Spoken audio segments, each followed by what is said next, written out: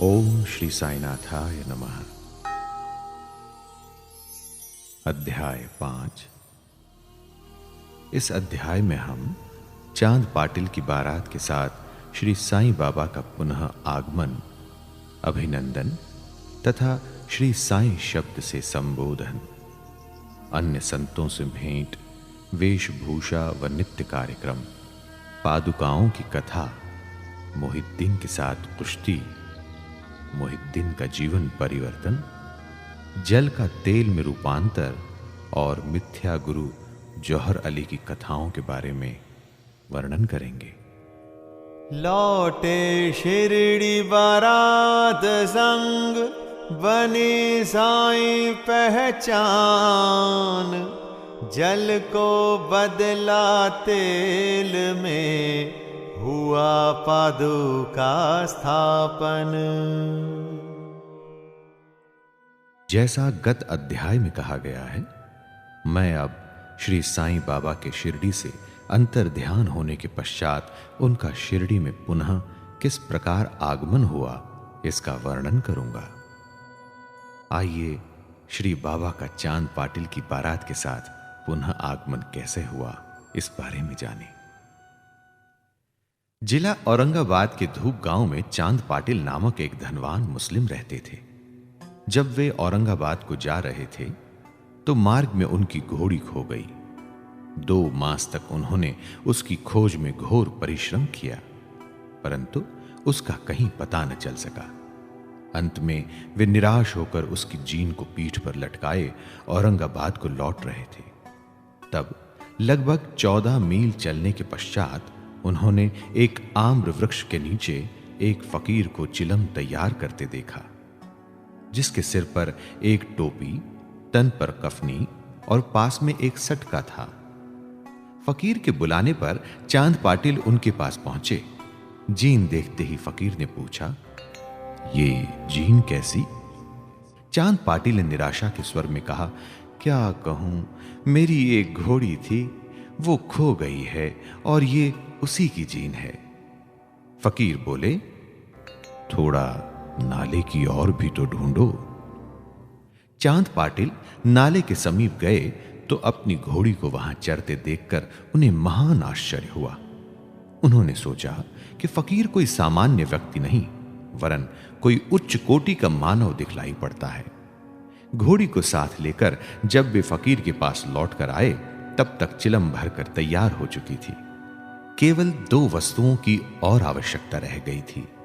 एक तो चिलम सुलगाने के लिए अग्नि और दूसरा साफी को गीला करने के लिए जल। फकीर ने अपना चिमटा भूमि में घुसेड़कर ऊपर खींचा तो उसके साथ ही एक प्रज्वलित अंगारा बाहर निकला और वो अंगारा चिलम पर रखा गया। फिर फकीर ने सटके से ज्यों ही बलपूर्वक जमीन पर प्रहार किया, त्यों ही वहां से पानी निकलने लगा और उसने साफी को भिगोकर चिलम को लपेट लिया। इस प्रकार सब प्रबंध कर फकीर ने चिलम पी और तत्पश्चात चांद पाटिल को भी दी। ये सब चमत्कार देखकर चांद पाटिल को बड़ा विस्मय हुआ। चांद पाटिल ने फकीर से अपने घर चलने का आग्रह किया। दूसरे दिन चांद पाटिल के साथ फकीर उनके घर चला गया और वहां कुछ समय तक रहा। पाटिल धूप गांव का अधिकारी था। उसके घर पर अपने साले के लड़के का विवाह होने वाला था और बारात शिरडी को जाने वाली थी। इसलिए चांद पाटिल शिरडी को प्रस्थान करने का पूर्ण प्रबंध करने लगा। फकीर भी बारात के साथ ही गया। विवाह निर्विघ्न समाप्त हो गया और बारात कुशलता पूर्वक धूप गांव को लौट आए, परंतु वह फकीर शिरडी में ही रुक गया और जीवन पर्यंत वहीं रहा। आइए अब देखते हैं कि फकीर को साईं नाम कैसे प्राप्त हुआ। जब बारात शिरडी में पहुंची तो खंडोबा के मंदिर के समीप महलसापति के खेत में एक वृक्ष के नीचे ठहराई गई। खंडोबा के मंदिर के सामने ही सब बैलगाड़ियां खोल दी गईं और बारात के सब लोग एक एक करके नीचे उतरने लगे। तरुण फकीर को उतरते देख महलसापति ने आओ साईं कहकर उनका अभिनंदन किया। तथा अन्य उपस्थित लोगों ने भी साईं शब्द से ही संबोधन कर उनका आदर किया। इसके पश्चात वे साईं नाम से ही प्रसिद्ध हो गए। श्री साईं बाबा का अन्य संतों से कैसे संपर्क हुआ, आइए इसकी चर्चा करते हैं। शिरडी आने पर श्री साईं बाबा मस्जिद में निवास करने लगे। बाबा के शिरडी में आने के पूर्व देवीदास नाम के एक संत अनेक वर्षों से वहां रहते थे। बाबा को वे बहुत प्रिय थे। वे उनके साथ कभी हनुमान मंदिर में और कभी चावड़ी में रहते थे। कुछ समय के पश्चात जानकीदास नाम के एक संत का भी शिरडी में आगमन हुआ।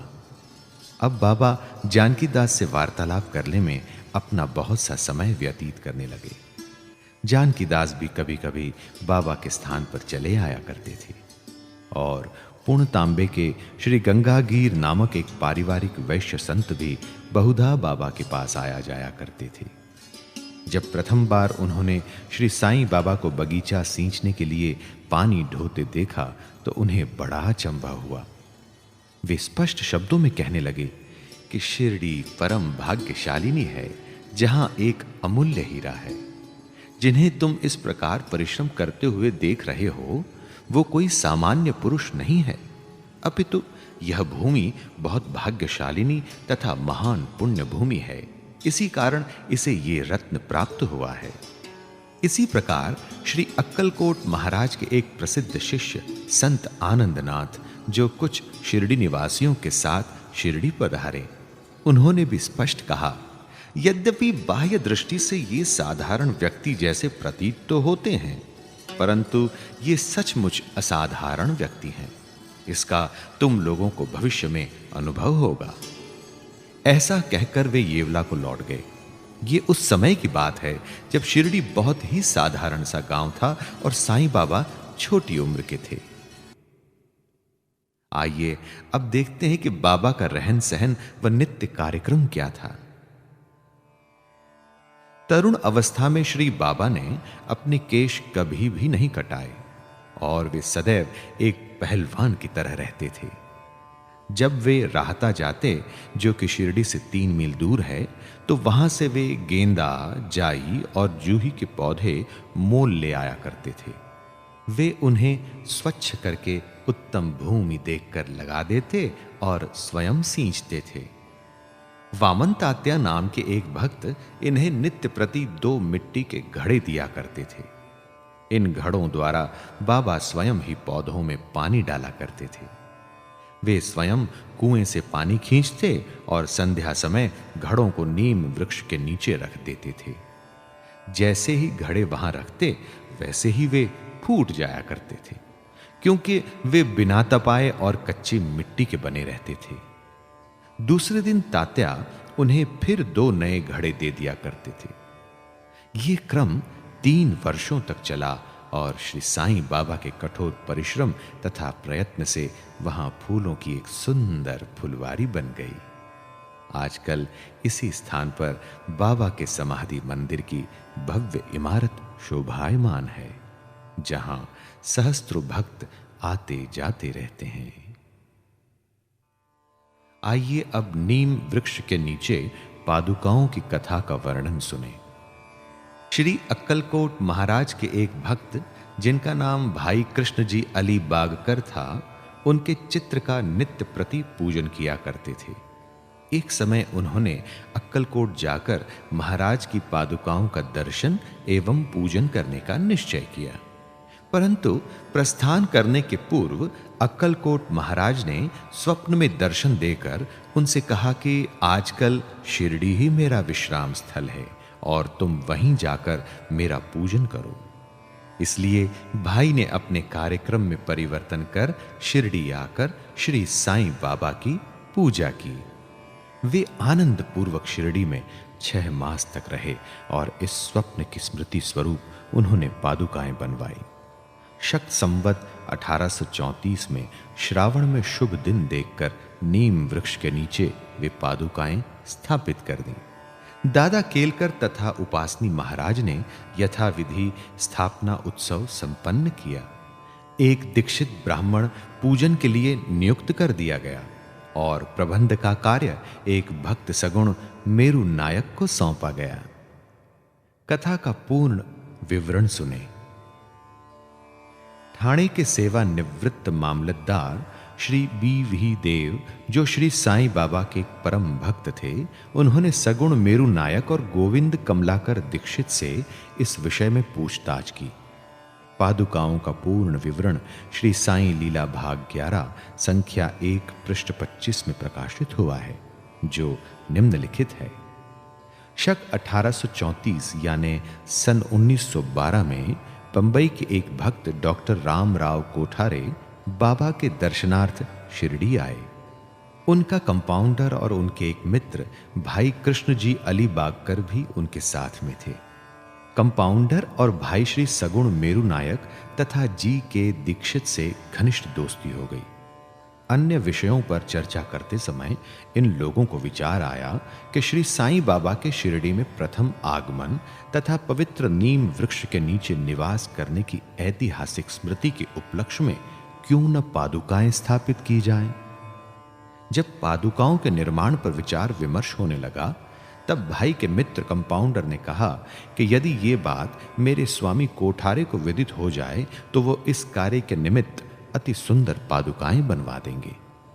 ये प्रस्ताव सबको मान्य हुआ और डॉक्टर कोठारे को इसकी सूचना दी गई। उन्होंने शिरडी आकर पादुकाओं की रूपरेखा बनाई तथा इस विषय में उपासनी महाराज से भी खंडोबा के मंदिर में भेंट की। उपासनी महाराज ने उसमें बहुत से सुधार किए और कमल फूल आदि खींच दिए तथा नीचे लिखा श्लोक भी रचा, जो नीम वृक्ष के महात्म्य व बाबा की योग शक्ति का द्योतक था, जो इस प्रकार है। सदा निम्ब वृक्षस्य मूलाधिवासात् सुधास्त्राविणं तिक्तमप्य प्रियं तम तरुं कल्प वृक्षाधिकं साधयन्तं नमामीश्वरं सद्गुरुं साईनाथम।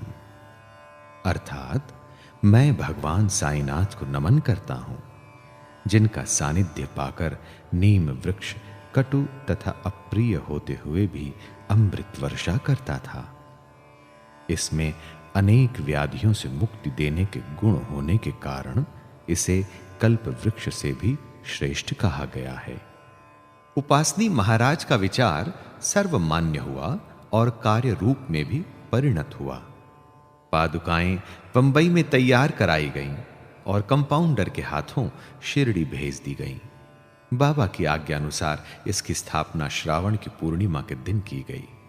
इस दिन प्रातःकाल 11 बजे जी के दीक्षित उन्हें अपने मस्तक पर धारण कर खंडोबा के मंदिर से समारोह और धूमधाम के साथ द्वारका माई में लाए।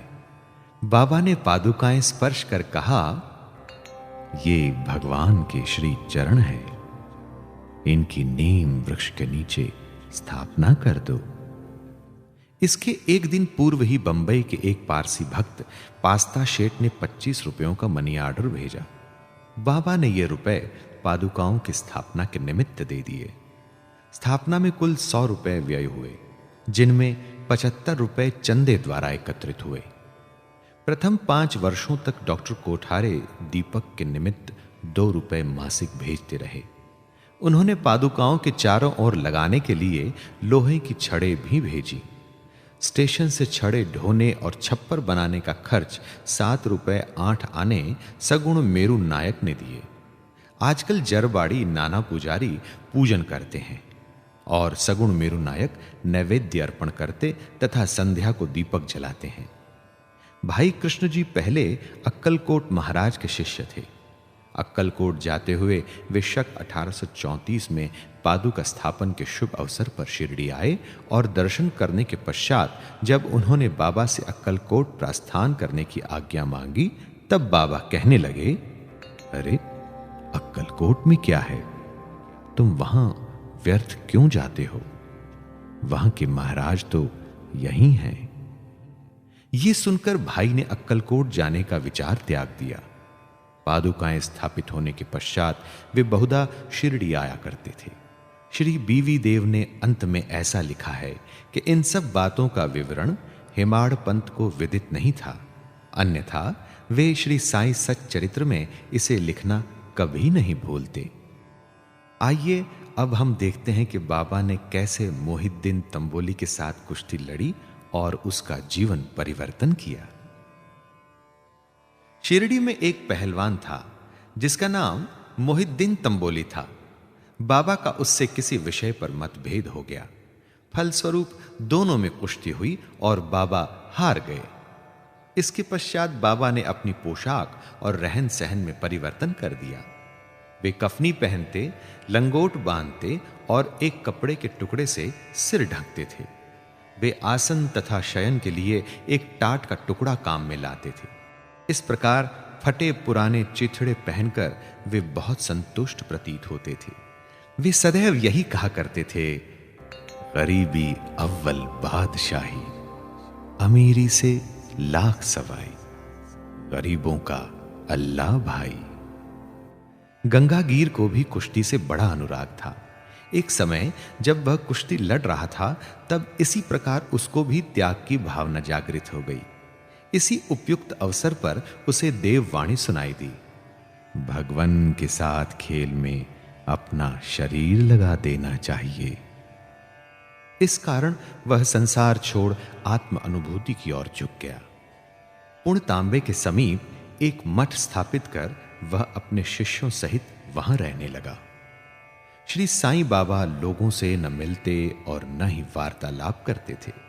जब कोई उनसे कुछ प्रश्न करता तो वे केवल उतना ही उत्तर देते थे। दिन के समय वे नीम वृक्ष के नीचे विराजमान रहते थे। कभी कभी वे गांव की मेड़ पर नाले के किनारे एक बबूल वृक्ष की छाया में भी बैठे रहते थे और संध्या को अपनी इच्छानुसार कहीं भी वायु सेवन को निकल जाया करते थे। नीम गांव में वे बहुधा बाला साहेब डेंगले के घर जाया करते थे। बाबा श्री बाला साहेब को बहुत प्यार करते थे। उनके छोटे भाई जिसका नाम नाना साहेब था, उसके द्वितीय विवाह करने पर उनको कोई संतान न थी। बाला साहेब ने नाना साहेब को श्री साईं बाबा के दर्शनार्थ शिरडी भेजा। कुछ समय पश्चात उनकी श्री कृपा से नाना साहेब के यहां एक पुत्र रत्न हुआ। इसी समय से बाबा के दर्शनार्थ लोगों का अधिक संख्या में आना प्रारंभ हो गया तथा उनकी कीर्ति भी दूर दूर तक फैलने लगी। अहमदनगर में भी उनकी अधिक प्रसिद्धि हो गई। तभी से नाना साहेब चांदोरकर, केशव चिदंबर तथा अन्य कई भक्तों का शिरडी में आगमन होने लगा। बाबा दिन भर अपने भक्तों से घिरे रहते और रात्रि में जीर्ण शीर्ण मस्जिद में शयन करते थे। इस समय बाबा के पास कुल सामग्री चिलम, तंबाकू, एक टमरेल, एक लंबी कफनी, सिर के चारों ओर लपेटने का कपड़ा और एक सटका था जिसे वे सदा अपने पास रखते थे। सिर पर सफेद कपड़े का एक टुकड़ा वे सदा इस प्रकार बांधते थे कि उसका एक छोर बाएं कान पर से पीठ पर गिरता हुआ ऐसा प्रतीत होता था मानो बालों का जूड़ा हो। हफ्तों तक वे इन्हें स्वच्छ नहीं करते थे। पैर में कोई जूता या चप्पल भी नहीं पहनते थे। केवल एक टाट का टुकड़ा ही अधिकांश दिन में उनके आसन का काम देता था। वे एक कौपीन धारण करते और सर्दी से बचने के लिए दक्षिण मुख हो धूनी से तपते रहते थे। वे धूनी में लकड़ी के टुकड़े डाला करते थे तथा अपना अहम, इच्छाओं और समस्त विषय आसक्तियों की उसमें आहुति दिया करते थे। वे अल्लाह मालिक का सदा उच्चारण करते थे। जिस मस्जिद में वे पधारे थे उसमें केवल 2 कमरों के बराबर लंबी जगह थी और यही सब भक्त उनके दर्शन करते थे। सन 1912 के पश्चात कुछ परिवर्तन हुआ।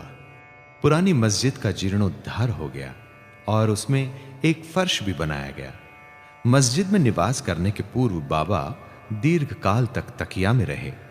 वे पैरों में घुंघरू बांधकर प्रेम विह्वल होकर सुंदर नृत्य व गायन भी करते थे।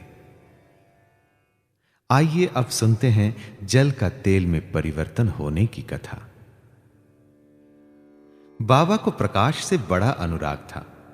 वे संध्या समय दुकानदारों से भिक्षा में तेल मांग लेते थे तथा दीपमालाओं से मस्जिद को सजाकर रात्रि भर दीपक जलाया करते थे। यह क्रम कुछ दिनों तक ठीक इसी प्रकार चलता रहा, लेकिन अब बनिए तंग आ गए और उन्होंने संगठित होकर निश्चय किया कि आज कोई उन्हें तेल की भिक्षा नहीं देगा। नित्य नियमानुसार जब बाबा तेल मांगने पहुंचे तो प्रत्येक स्थान पर उनका नकारात्मक उत्तर से स्वागत हुआ। किसी से कुछ कहे बिना बाबा मस्जिद को लौट आए और सूखी बत्तियां दियों में डाल दी। बनिए तो बड़े उत्सुक होकर उन पर दृष्टि जमाए हुए थे। बाबा ने टमरेल उठाया जिसमें बिल्कुल थोड़ा सा तेल था। उन्होंने उसमें पानी मिलाया और वह तेल मिश्रित जल वे पी गए। उन्होंने उसे पुनः 3 पाट में उगल दिया और वही तेल या पानी दियों में डालकर उन्हें जला दिया। उत्सुक बनियों ने जब दीपकों को पूर्ववत रात्रि भर जलते देखा तब उन्हें अपने किए पर बड़ा दुख हुआ और उन्होंने बाबा से क्षमा याचना की। बाबा ने उन्हें क्षमा कर भविष्य में सत्य व्यवहार रखने के लिए सावधान किया। आइए अब सुनते हैं मिथ्या गुरु जौहर अली की कथा। उपर्युक्त वर्णित कुश्ती के 5 वर्ष पश्चात जौहर अली नाम के एक फकीर अपने शिष्यों के साथ राहता आए। वे वीरभद्र मंदिर के समीप एक मकान में रहने लगे। फकीर विद्वान था, कुरान की आयतें उसे कंठस्थ थी, उसका कंठ भी मधुर था। गांव के बहुत से धार्मिक और श्रद्धालु जन उसके पास आने लगे और उसका यथा योग्य आदर होने लगा। लोगों से आर्थिक सहायता प्राप्त कर उसने वीरभद्र मंदिर के पास एक ईदगाह बनाने का निश्चय किया।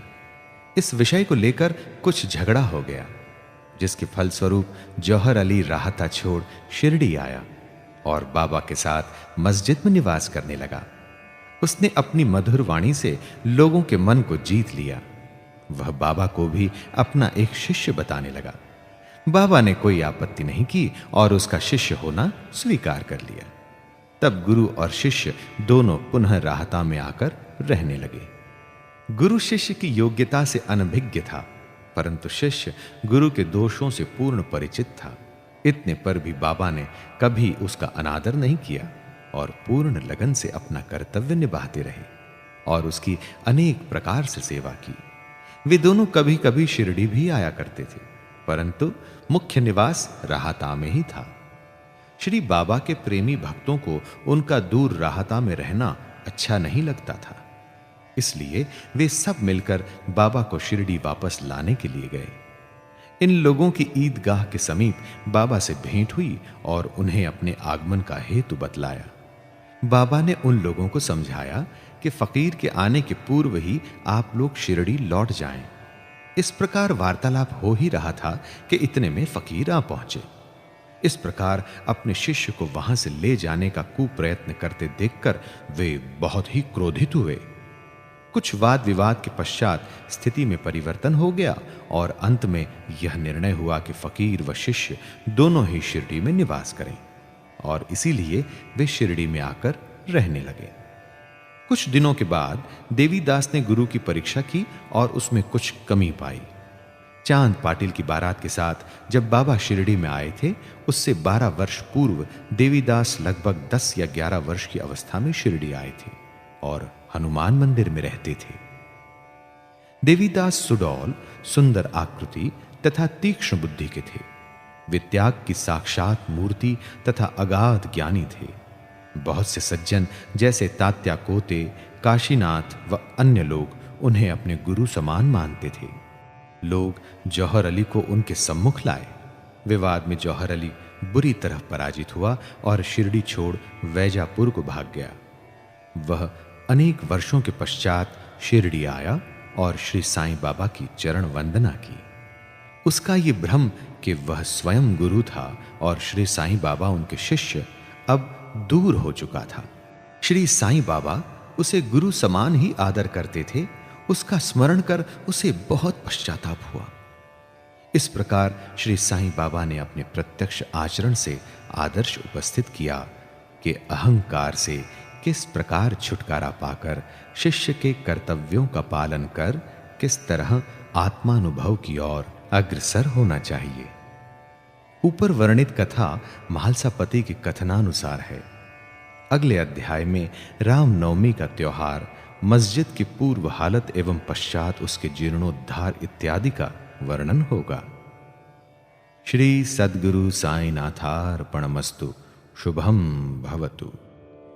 जल से दीपक जला दिया, साईं का है प्रताप। जैसे पृथ्वी पर खिला सच का तेज प्रकाश। साईं नारायण नारायण हरि हरि। अध्याय 5 संपूर्णम।